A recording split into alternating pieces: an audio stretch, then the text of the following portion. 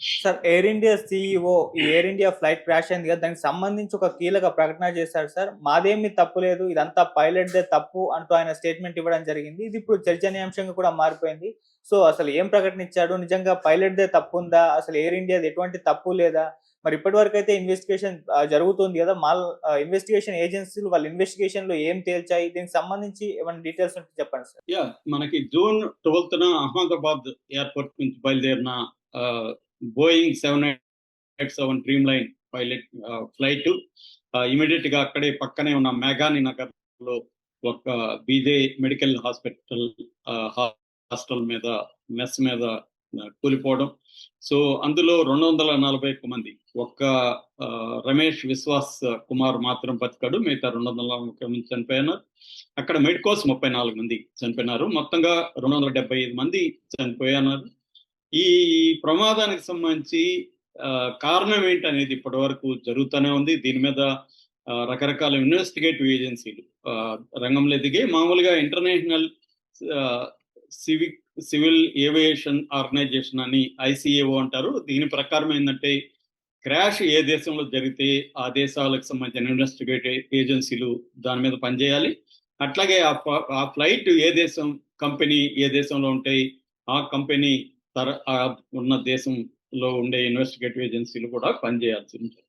అలాగా మన దేశానికి సంబంధించి దీంట్లో ఇన్వెస్టిగేటివ్ ఏజెన్సీ అంటే air craft accident investigation bureau అంటారు.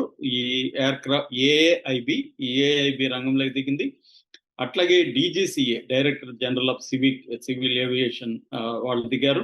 అట్లాగే అమెరికాకు సంబంధించి నేషనల్ ట్రాన్స్పోర్టేషన్ సేఫ్టీ బోర్డ్ వాళ్ళు కూడా రంగంలో దిగారు. అట్లాగే తర్వాత US ట్రాన్స్పోర్టేషన్ సేఫ్టీ బోర్డు ఒకటి, తర్వాత ఫ్రెంచి సంబంధించిన, ఎందుకంటే ఈ బోయింగ్ లో ఫ్రెంచి వాళ్ళ పెట్టుబడులు కూడా ఉన్నాయని చెప్తున్నారు. సో వాళ్ళంతా కూడా రంగంలో దిగారు. మరోవైపు బ్లాక్ బాక్స్ దొరికింది, బట్ అది డ్యామేజ్ అయిందని చెప్తున్నారు. బ్లాక్ బాక్స్ ని అమెరికాలో వాషింగ్టన్ DCలో ఉండే ఈ నేషనల్ ట్రాన్స్పోర్టేషన్ సేఫ్టీ బోర్డు కి పంపిస్తున్నారు. వాళ్ళు దానికి ఆ డేటాను రిట్రీవ్ చేస్తారు అని చెప్తున్నారు. ఈ బ్లాక్ బాక్స్ లో 2 రకాలు ఉంటాయి. ఒకటేమో ఫ్లైట్ డేటా రికార్డ్ అంటారు, FDR ఉంటుంది. అంటే అక్కడ మనకి సాఫ్ట్వేర్ లో ఏమైనా ప్రాబ్లమ్స్ వచ్చిందా, మెకానికల్ ప్రాబ్లమ్స్ వచ్చిందా, ఇంజిన్ లో ఏమైనా ఇబ్బందులు వచ్చాయి, ఇవన్నీ కూడా ఈ డేటా రికార్డ్ లో ఉంటది. ఆ FDR డేటా అనేది వెరీ ఇంపార్టెంట్. రెండోది COR అంటారు, కాక్పిట్ వాయిస్ రికార్డర్. అంటే కాక్పిట్ అంటే పైలట్ కోపైలట్ వీళ్ళు కూర్చున్నది. అక్కడ వీళ్ళు మాట్లాడుకున్న ఇది కానీ వీళ్ళ వాయిస్ అంతా కూడా అక్కడ రికార్డ్ అవుతుంది. ఆ సౌండ్స్ ఏమన్నా ఉంటే సౌండ్స్ అన్ని కూడా రికార్డ్ అవుతుంది. ఎందుకంటే రమేష్ పైకి లేచిన 30 సెకండ్లలో ఒక సౌండ్ వినబడింది, పెద్ద సౌండ్ అన్నాడు. అది ఏం సౌండ్ అంటే ఇంజిన్ ఫెయిల్యూరా, లేకపోతే ఏదైనా బోర్డు ఢీకొన్నదా, ఇట్లాంటి డౌట్లు ఉన్నాయి.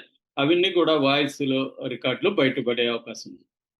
అయితే ఇప్పుడు మామూలుగా దీని మీద రకరకాల అభిప్రాయాలు వచ్చాయి. నిన్ననే ఒక ఏవియేషన్ ఎక్స్పర్ట్ కెప్టెన్ స్టీవ్స్ అని అమెరికాలో ఉంటాడు, ఆయన ఒక అభిప్రాయాన్ని ఎక్స్ప్రెస్ చేశాడు. అదేంటంటే ఇది కోపైలట్ చేసిన తప్పు ఉండే అవకాశం ఉంది. కోపైలట్ రిట్రీటింగ్ ల్యాండ్ గియర్ ని రిట్రీట్ చేయాల్సిన దానికి బదులుగా వింగ్ ఫ్లాప్స్ ని రైజ్ చేశాడు. అందువల్లనే అది పైకి వెళ్ళలేకపోయింది. దాని speed and air speed and altitude అనేది అది తీసుకోలేకపోయింది. 625 అడుగుల ఎత్తులోకి వెళ్ళిపోయి అది ఇంక పైకి పోలేకపోయింది. అందుకనే థ్రస్ట్ లేదనేది చెప్తున్నారు. థ్రస్ట్ అంటే ఫోర్స్, ముందుకు పోవడానికి పైకి లేయడానికి కావాల్సిన ఫోర్స్ ని థ్రస్ట్ అంటారు. థ్రస్ట్ ప్రాబ్లం రావడానికి ఈ వింగ్ ఫ్లాప్స్ అంటే ఆ వింగ్స్ దగ్గర ఉంటాయి. ఆ వింగ్ ఫ్లాప్స్ ని రైజ్ చేయడమే ప్రధాన కారణంగా ఆయన స్టీవ్ చెప్తున్నాడు. ఇక ఆ వీడియోను లాస్ట్ మినిట్ లో వీడియో తీసిన ఆర్యన్ అన్సారీ ఆ అబ్బాయి నిన్న కూడా మీడియాతో మాట్లాడాడు. ఆ అబ్బాయి ఏం చెప్తున్నాడంటే, నిజానికి నేను పైలట్ కి సెలెక్ట్ చేస్తున్నాను, ఎందుకంటే నేను చూస్తున్నాను, నేను దగ్గరగా చూసింది నేనే కాబట్టి చూస్తున్నాను, అది బాగా ఊగుతుంది, కిందికి వచ్చేస్తుంది. నిజానికి అది మేఘానగర్ బస్ స్టాండ్ మీద పడిపోయే అవకాశం కనిపించింది. కానీ పైలట్ బస్ స్టాండ్ మీద పడిపోతే ఎక్కువ మంది చనిపోతారని చెప్పి దాన్ని జాగ్రత్తగా మ్యాక్సిమం ట్రై చేసి పక్కకు తీసుకొచ్చాడు. ఆయన ఒక ఖాళీ జాగా ఉంది, ఆ ఖాళీ జాగాలో దాన్ని క్రాష్ చేద్దామని ట్రై చేస్తున్నట్టుగా నాకు అర్థమైంది. అయితే ఆయన వల్ల కావట్లేదు, అది వేప చెట్టుకి తగిలి ఆ బిల్డింగ్ మీద పడిపోయింది. ఆయన ఇంకా వేరే మార్గం లేక వదిలేశాడు. ఆయన ఆ బస్ స్టాండ్ మీద కానీ, అక్కడ స్లమ్ ఉంది, స్లమ్ మీద కానీ అది కానీ క్రాష్ అయింటే ఇంకా వందలాది మంది చనిపోయేవాళ్ళు. ఆయన మ్యాక్సిమం ట్రై చేశాడు ఖాళీ జాగాలో ఇది అనేది ఆ అబ్బాయి కూడా చెప్తున్నాడు. చాలా మంది ఎక్స్పీరియన్స్డ్ పైలట్లు కూడా ఇదే విషయాన్ని చెప్పాడు. నిజానికి పైలట్ ఆ ఏరియాని పరిశీలిస్తే మనం జనావాసాల మీద మ్యాక్సిమం అవాయిడ్ చేసుకుంటూ వచ్చాడు, కానీ ఆయన వల్ల కాలేదు అనేది చాలా మంది ఎక్స్పీరియన్స్డ్ పైలట్లు కూడా చెప్పారు. ఈ నేపథ్యంలో ఫస్ట్ టైం ఎయిర్ ఇండియా తరఫున అప్సిల్ వాయిస్ బయటకు వచ్చింది.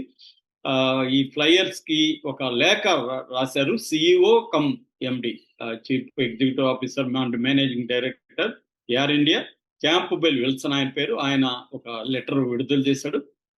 అదేంటంటే ఇంటర్నేషనల్ ఫ్లైట్స్ దాదాపు 83 ఫ్లైట్స్, అంటే మొత్తం వాళ్ళ ఫ్లైట్స్ లో 15% ఫ్లైట్స్ ని జూలై 20 వరకు మేము క్యాన్సిల్ చేస్తున్నాము. దీనికి ప్రధానంగా 2 కారణాలు. ఒకటి సేఫ్టీ చెక్, మా విమానాలు మొత్తం DGCA director general of civil aviation వాళ్ళ ఆధ్వర్యంలో సేఫ్టీ చెక్స్ చేస్తున్నాం, చాలా వరకు కంప్లీట్ అయినాయి, ఇంకా చాలా ఉన్నాయి, అందువల్ల అదొక కారణం. అయితే 2, ఈ ఇరాన్ ఇజ్రాయెల్ మధ్య ఉన్న వార్ జరుగుతుంది కాబట్టి చాలా దేశాలకు సంబంధించి ఎయిర్ స్పేస్ రిస్ట్రిక్షన్స్ పెట్టారు, middle east, south west Asia ఇవన్నీ. సో అందువల్ల కూడా మేము క్యాన్సిల్ చేస్తున్నాము అనేది ఆయన చెప్పాడు. దాంతోపాటు ఈ ఆయన విమానం మీద వచ్చిన విమర్శలకు కూడా ఆయన సమాధానం చెప్పాడు. అందులో ప్రధానంగా ఏంటంటే మా ఇంజన్స్ 2 ఇంజన్స్ కూడా పర్ఫెక్ట్ గా ఉన్నాయి. మేము రైట్ ఇంజన్ ని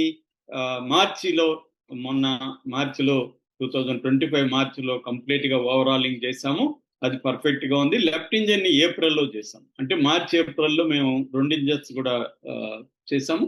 అట్లాగే మొత్తంగా కంప్లీట్ మెయింటెనెన్స్ సంబంధించిన మేజర్ చెకింగ్ అనేది జూన్ 2023లో చేసాము.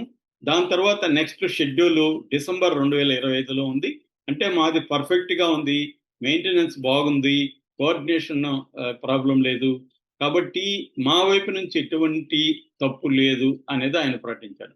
అంటే వీళ్ళ వైపు నుంచి తప్పు లేదంటే ఇంకా 2 రకాల తప్పులు ఉండాలి. ఒకటి బర్డ్ లాంటిది ఏమన్నా ఢీకొని ఉండాలి, 2 పైలట్ ఇది తప్పు ఉండాలి.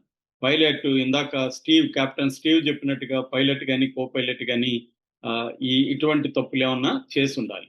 అది కూడా చాలా మంది సీనియర్ పైలట్లు కూడా అటువంటి జరిగే అవకాశం ఉంది. ఒక్కొక్కసారి పైలట్ ఒకటి చేయబోయి ఇంకోటి చేస్తే ఆ ప్రాబ్లం జరిగే అవకాశం ఉంది అంటున్నారు. కాకపోతే పైలట్ సుమిత్ సబర్వాల్ దాదాపు 10,000 గంటల ఎక్స్పీరియన్స్ ఉందని కూడా క్యాంప్బెల్ చెప్పాడు. అట్లాగే క్లైవ్ కొందరికి కూడా 3,400 గంటల ఎక్స్పీరియన్స్ ఉందని చెప్పాడు. అయినప్పటికీ కూడా ఒక్కొక్కసారి పొరపాటున కో పైలట్